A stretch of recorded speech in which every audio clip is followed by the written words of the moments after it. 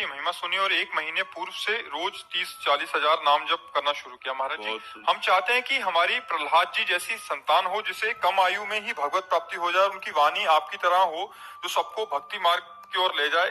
क्या इतने नाम जप से ऐसी संतान की प्राप्ति हो सकती है? इसमें प्रधानता भगवान की कृपा की है।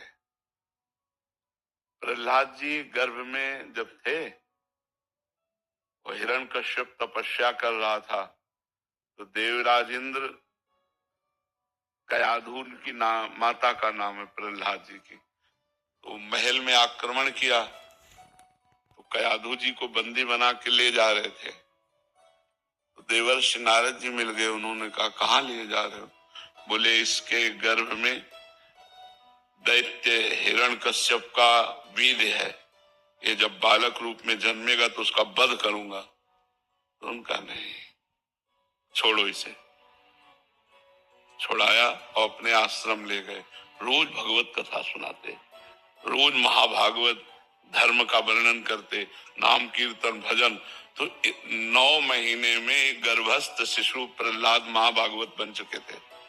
वो महाभागवत, अब इतने बड़े महापुरुष का सानिध्य मिला देवर्षि नारद का, तो इतने बड़े महान भक्त थे कि 5 वर्ष में जो देवर्षि नारद जी के द्वारा दिए हुए उपदेश से भक्त राज पदवी को प्राप्त थे, 5 वर्ष के प्रहलाद जी। और त्रिभुवनपति हिरण्यकश्यप इतना भारी विरोध, पाई भरना तो डरे और न बाल बांका हुआ।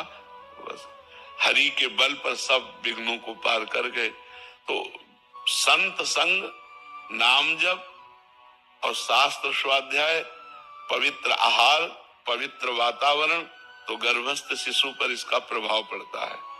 पर अब वो प्रहलाद जी के समान तो प्रहलाद जी ही है, प्रहलाद जी के समान नहीं।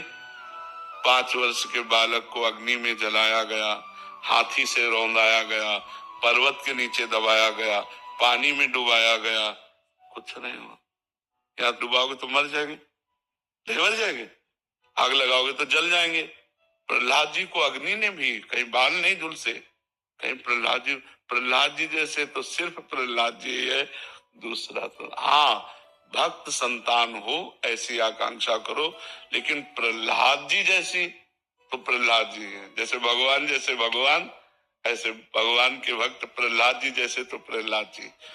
जिनके लिए भगवान ने ऐसा रूप धारण किया जो न कभी पहले सुना गया, नरसिंह रूप भगवान ने धारण किया।